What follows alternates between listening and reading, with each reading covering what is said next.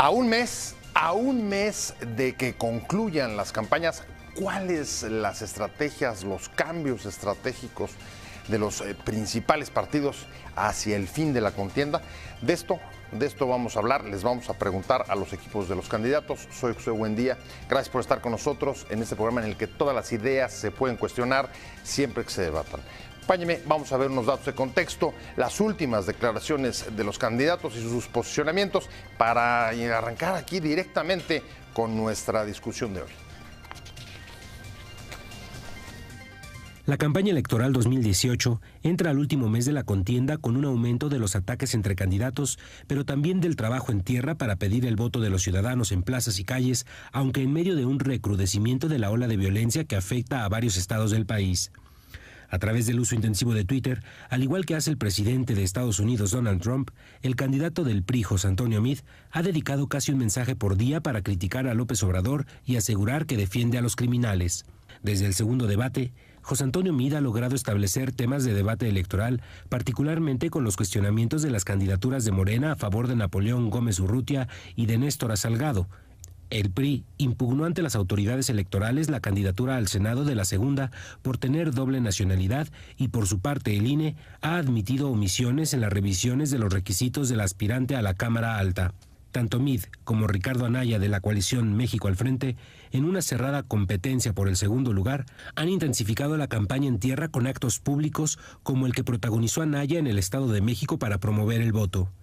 Hacia el último tramo de la campaña, el Frente ha modificado el tema central de su oferta con un mensaje a favor de la paz en un momento en que se agudiza la violencia criminal.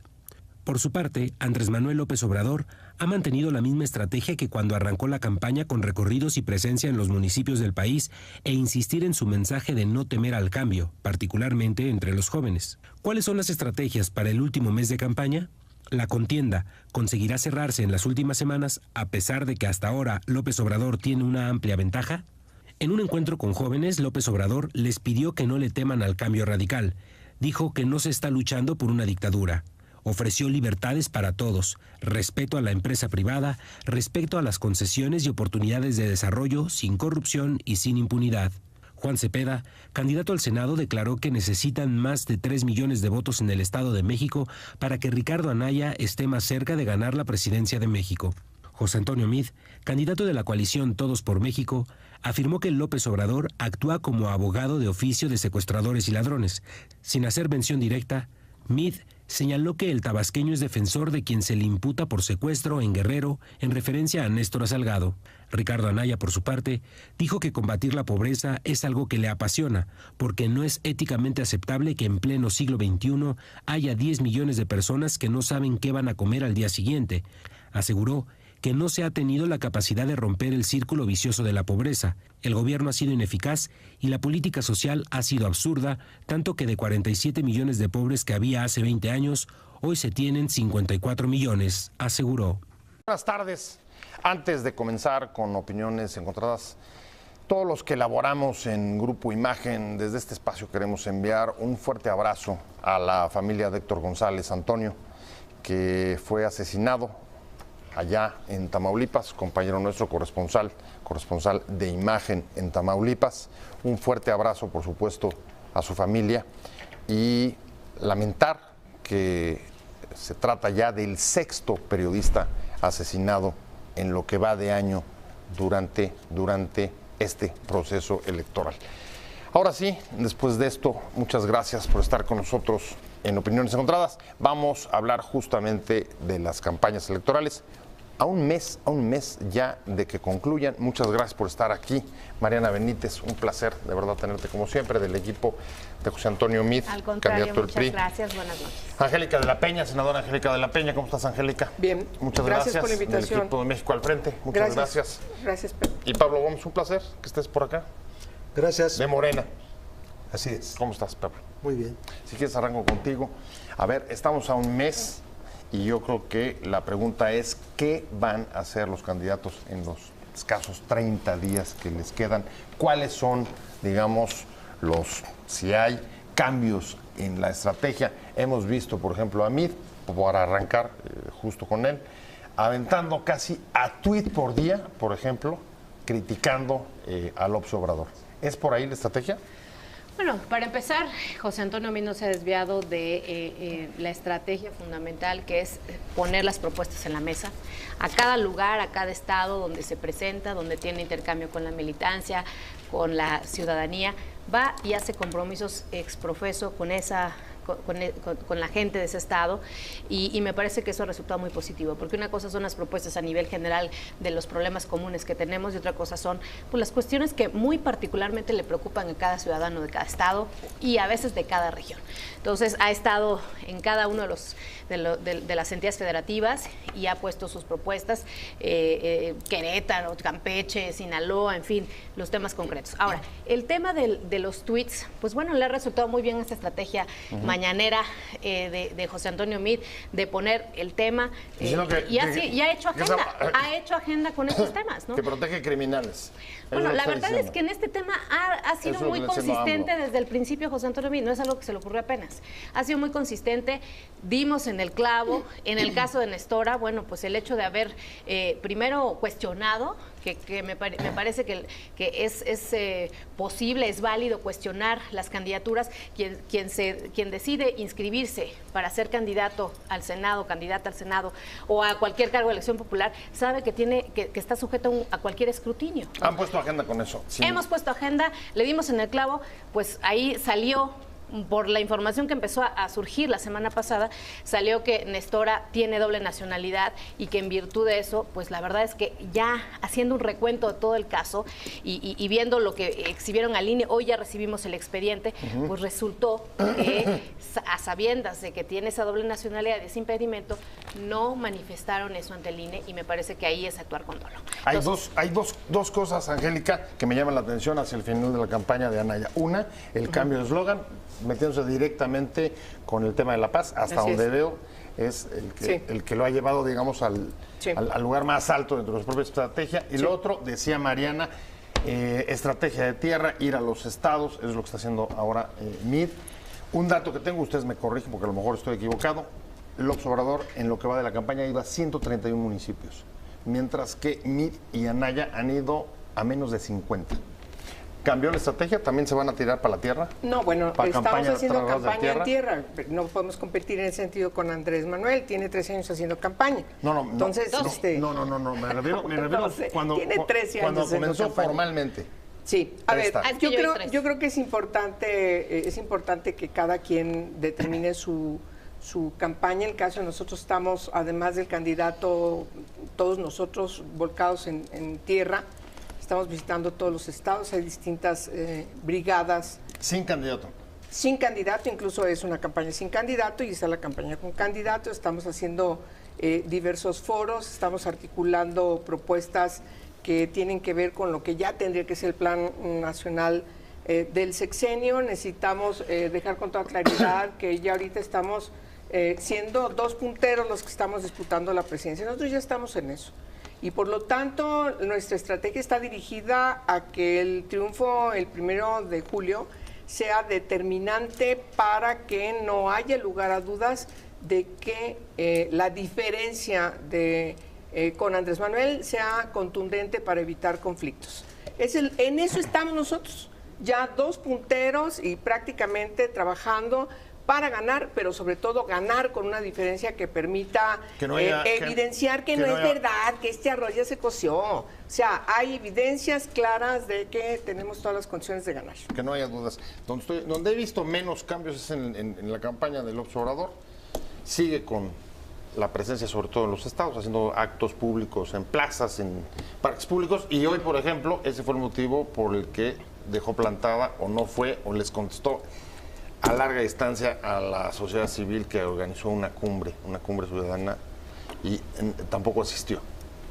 ¿Algún cambio o No. va sobre lo mismo? Yo creo que cuando una campaña es tan exitosa como esta que lleva a cabo Andrés, pues no hay motivo para cambiar la pauta, ¿no? Claro, cuando se está yendo tanto a los lugares, cuando se está haciendo a ras de suelo una campaña con varios mítines al día, pues es muy difícil atender cosas que por lo regular se organizan en la capital. Por ejemplo, la invitación de los estudiantes de la Ibero, que hubiera sido pues, muy atendible por Andrés, ¿no? Esto de ayer, otras muchas cosas que van a presentarse que son invitaciones.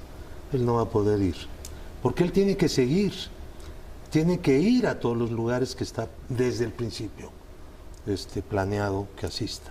Entonces, bueno, hay una cosa buena en este periodo que estamos viviendo. No tenemos guerra de encuestas. No, están muy discretos. A diferencia Nadie de está otras, sacando, sí. a diferencia de otras elecciones, cuando salen las encuestas, pues todas coinciden. Pero, No hay pero Angélica, guerra. pero Angélica trae números. Dice Bueno, que van ella dos. trae números, pues Dice, ya están dos. Yo estoy dos hablando en de la las competencia. encuestas. Sí, bueno. ¿Tú qué traes? Yo no traigo nada, yo ¿Sí no voy crees a hablar que- de sí crees encuestas. que van de dos? A ver, yo no voy a hablar de las A ver, encuestas. pero se cerró la campaña, Pablo. A ver, no, las encuestas las pueden ver ustedes. Ajá. Yo no voy a hablar de ellas porque no hay guerra de encuestas. O sea, no sabes si no hay no encuestadores. sabes si Andrés va en liderato. No, sí sé perfectamente ¿Y bien. cómo lo sabes? Lo sé por la campaña y por las encuestas. Lo que te estoy diciendo es que no existe un debate sobre las encuestas. Los debates sobre las encuestas las hacen los encuestadores. Uno saca uno y otro saca otro y se dan unos agarrones y unas peleas. Y luego los candidatos, pues, cada quien tiene la que le conviene. Y los medios de comunicación agarran pues, las suyas. Ah, y reproducen. Bueno, entonces, en este caso no. Ajá. En este caso, cuando salen las encuestas cada 15 días, pues todas coinciden en todo, no hay cambio, no hay guerra. En otros momentos que hemos estado, he visto en muchos países también, el fenómeno de lo que le llaman la guerra de las encuestas, que parece que con la encuesta se va a resolver la votación, no es así. Son mediciones y entonces alegan mucho. Nosotros no estamos en este momento, como país, en guerra de encuestas, estamos en campaña muy fuerte, como partido y como coalición. Y vamos a mantener ese ritmo. Sin responder además ningún ataque. Sí, cómo no. Responderemos ataques. ¿Cómo Y ves? ¿Cómo ves, canalladas también. ¿Dónde está tu candidato? ¿Está en el segundo lugar? Está en el segundo peleándolo? lugar. ¿Dónde anda?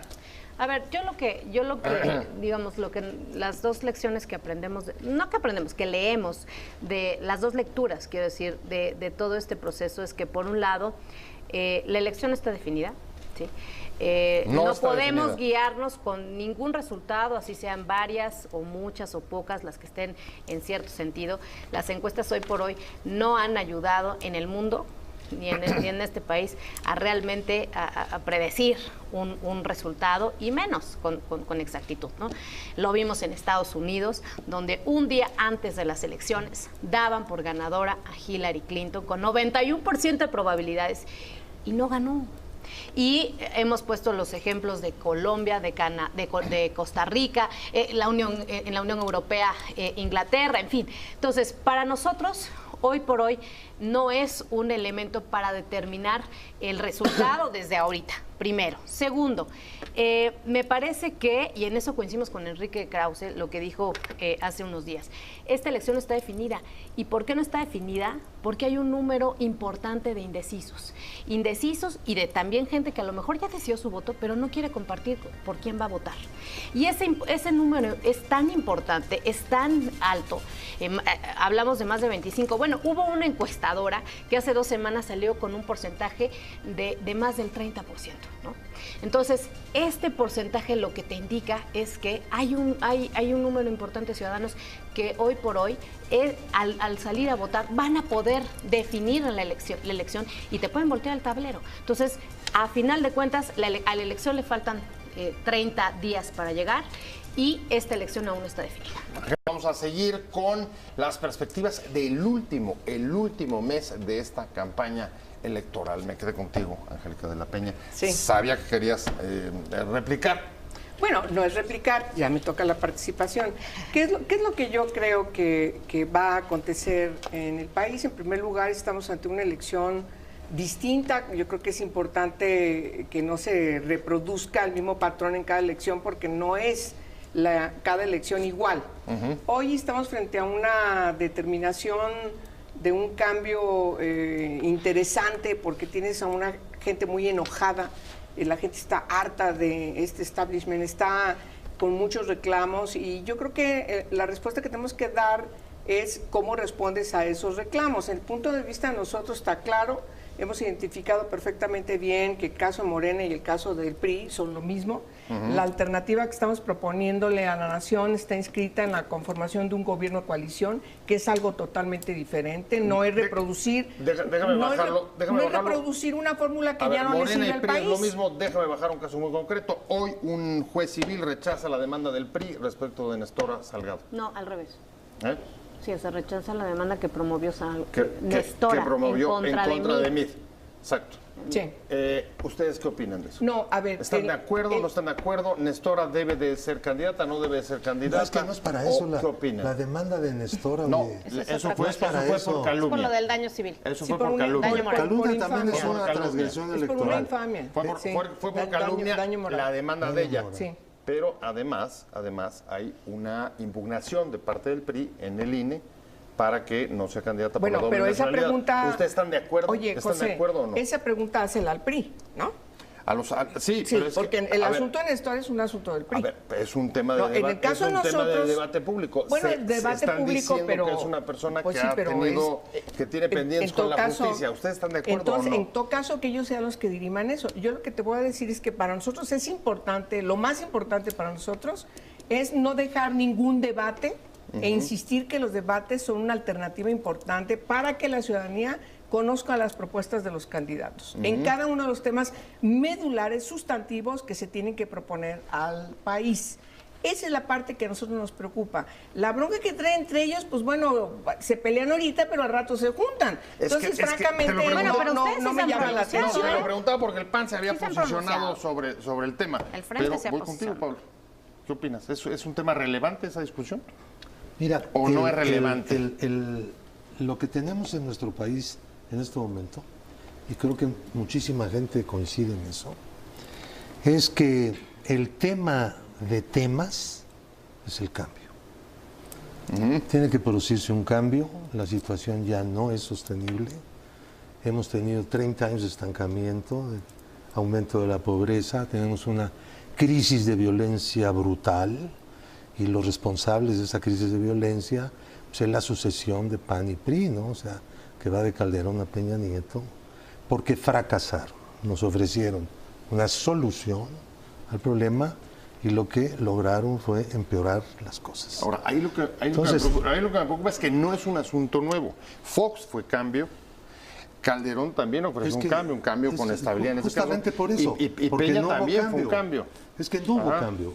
Sí, hubo cambio de partido en la presidencia, pero no el cambio. El mismo sistema que había en el momento en que Fox toma la presidencia es el que hay en el momento en que lo deja Calderón y es en el momento en que lo está dejando Enrique Peña Nieto. O sea, este sistema, que es un sistema que no promueve el progreso, el desarrollo social, que no promueve una integración social de otra forma. O sea, dirías, el fracaso de los gobiernos del PAN y del PRI de los últimos 18 años y la demanda de cambio. Neoliberales. ¿Coincides, Mariana? A ver, yo en lo que, Eso es lo que está en yo juego. lo que coincido con Pablo Gómez es que este es un tema de cambio. Y sí, José Antonio Meade ha prometido, se ha comprometido con un cambio, pero un cambio que sí tenga rumbo, un cambio que se haga con responsabilidad, un cambio que le apueste a fortalecer a toda costa la reforma educativa, el nuevo modelo educativo, a garantizarle a los niños educación de calidad y no un cambio hacia atrás, donde pacte con las mafias de siempre en el caso educativo y pues le regrese la rectoría de la educación a la CENTE, al Bester, porque eso es lo que estamos viendo y además no se han deslindado de ello, no lo han negado, no han negado esas alianzas. Segundo, un cambio que le apueste al desarrollo, ¿sí?, pero de la mano del sector social, de la mano de los empresarios y no confrontándose con ellos. O sea, dirías un cambio con estabilidad. Un cambio con rumbo, así o sea, lo así calificarías. lo dice, un cambio que tenga rumbo, que conozca los problemas y que sepa cómo resolverlos. En el segundo debate lo que vimos fue un Andrés Manuel desactualizado, un Andrés Manuel que realmente recurre a resolver todos sus problemas, bueno, hasta memes hay de eso, y todo diciendo que se arregla con la corrupción. Sí, claro que es un problema muy grave que tenemos y hay que atenderlo, pero por favor, los dilemas internacionales, los retos que enfrenta México a nivel global, no podemos decir que los va a resolver porque va a hacer entrar a Trump en razón por su autoridad moral. Cambio, ¿cuál es el cambio que representaría? Yo creo que no es un Anaya asunto. quiere representar Sí, cambio. pero a ver, vamos a entrar al fondo de las cosas. Vienes. El cambio, incluso Pablo dice, es de los 30 años para acá. Si el gobierno, este sistema no ha cambiado desde la Revolución Mexicana.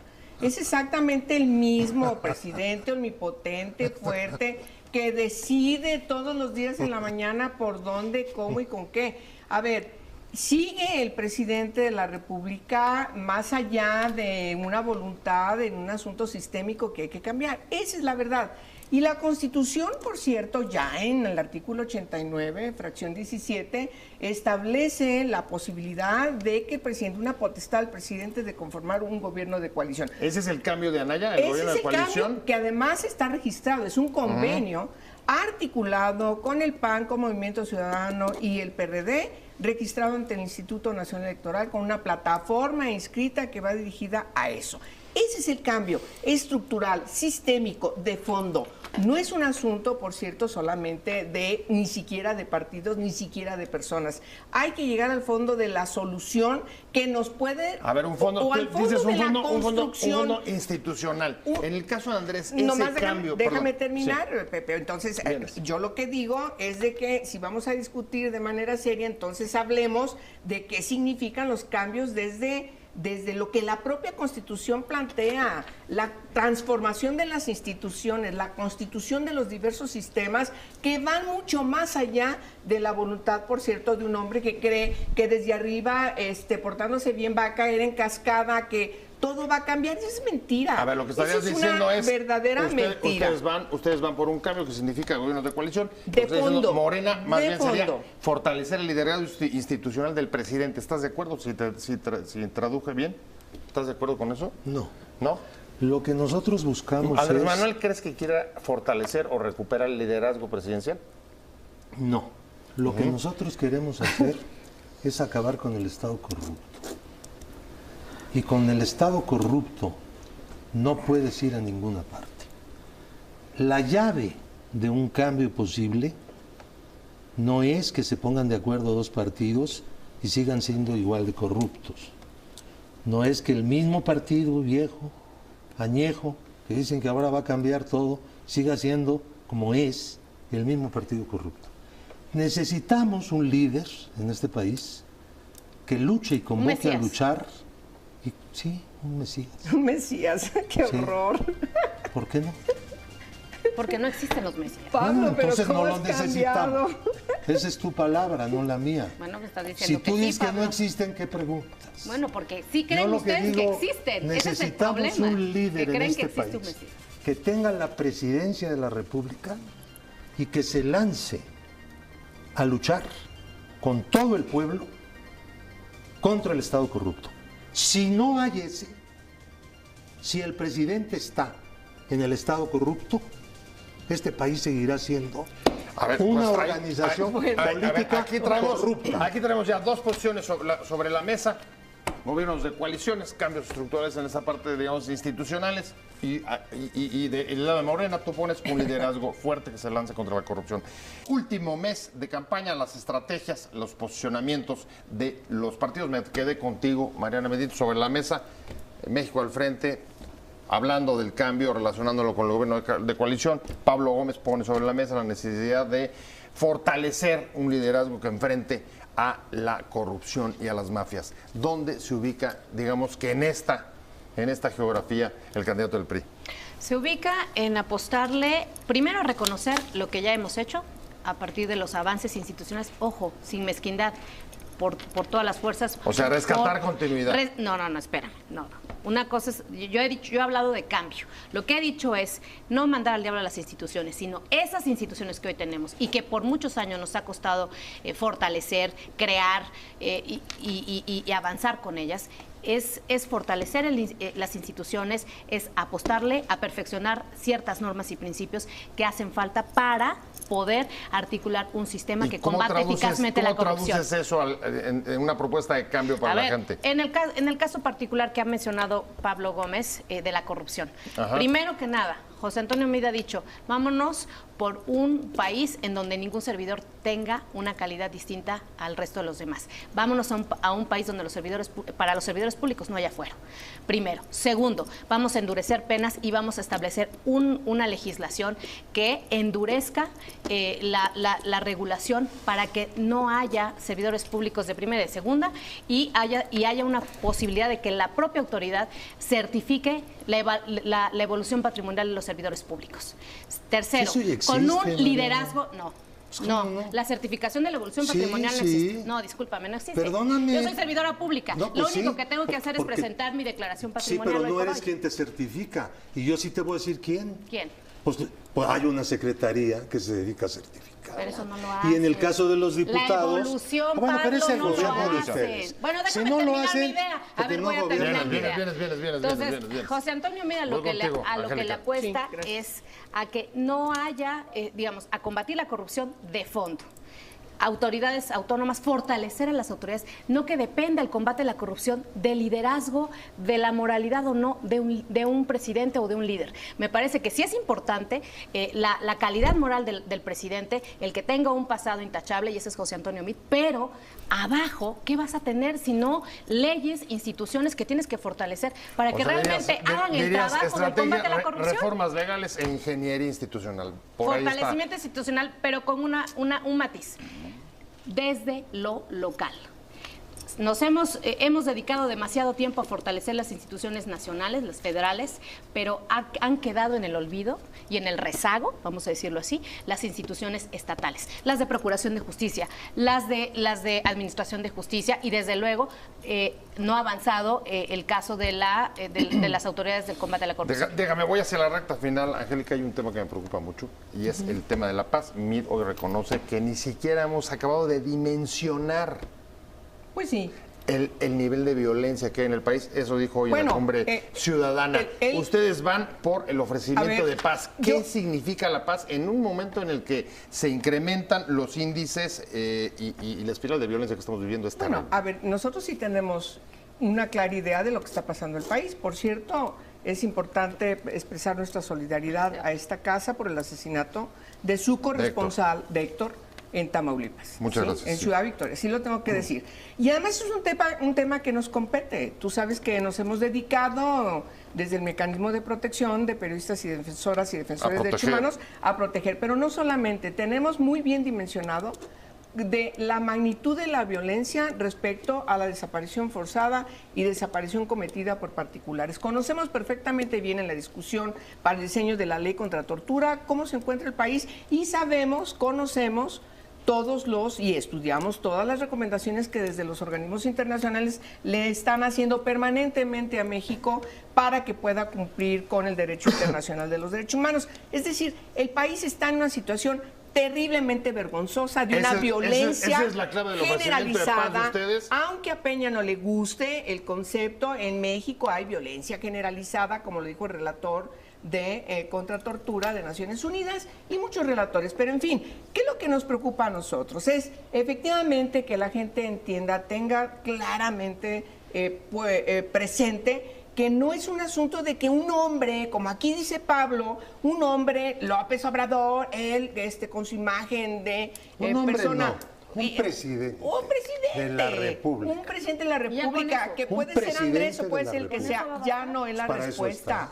Pues él como jefe de gobierno, con todo lo honesto que se dice que es, tenía su tesorero cada 15 días jugando con quién sabe qué dinero en Las Vegas. Eso quiere decir que no basta tener una buena voluntad como gobernante para garantizar, insisto, que como cascada y mi ejemplo baje. No, Hay que ser realistas, necesitamos instituciones fuertes, necesitamos que se aplique efectivamente la ley, que se garantice el cumplimiento en la Constitución, que todas estas leyes que hemos hecho las aplique el ámbito ejecutivo. En lo que coincido yo con Mariana, que efectivamente debe haber una coordinación con los estados. Pero bueno. Vienes y yo nada más para agregar lo que está, ¿Quién lo que aplica está la sobre ley? la mesa. Según ¿El la presidente aplica la Constitución, ley o sí. las instituciones? El Ejecutivo. Te pregunto. El Ejecutivo. No, ¿cómo? No queda Ejecutivo. claro. No, bueno, ya. Deja que las señoras se calmen. No, Sí. bueno. A ver, Es que lo que no se Cálmense. Lo que dice Tú es conoces la Constitución porque la has estudiado, Mariana. Sí. En este país, el Ejecutivo es una persona. No son 50. No son instituciones. Es un régimen El presidencial. Ejecutivo se el deposita. titular de un poder. El Ejecutivo Es el dice. titular de No un me poder. interrumpas. La Constitución dice que el Ejecutivo se deposita en una sola persona, Así dice. denominada Presidente de los Estados Unidos Mexicanos.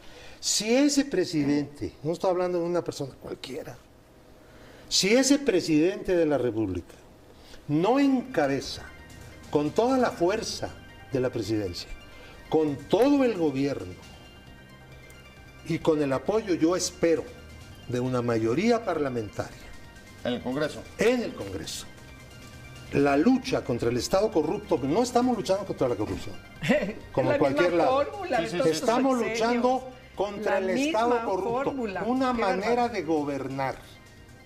Esa manera de Dígase el gobernar poder. parte del presidente.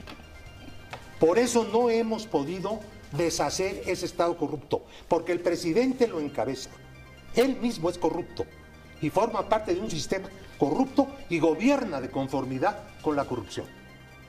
Bueno, ahí está puesto. Ya me tengo que ir, se me está acabando el tiempo. Ya Qué bárbaro. me estoy yendo de voladísima. ¿Por qué pero nos cortas? Lo que Estaba sí muy quiero buena. agradecerle, Apenas se pasó el Mariana tomate. Benítez, Hay tantas muchas cosas que le gracias. quisiera decir a Pablo Del Gómez. equipo de Mariana, ¿cómo MIT, es posible se quedó en el tintero que Angélica se de te la olvide Peña. lo que dice Señor la presidente, Constitución? muchas gracias. Sí. Pablo Gómez, muchas gracias de Morena. Gracias a los tres. Encabeza. Hasta luego. Nos vemos mañana aquí a las 7 de la tarde.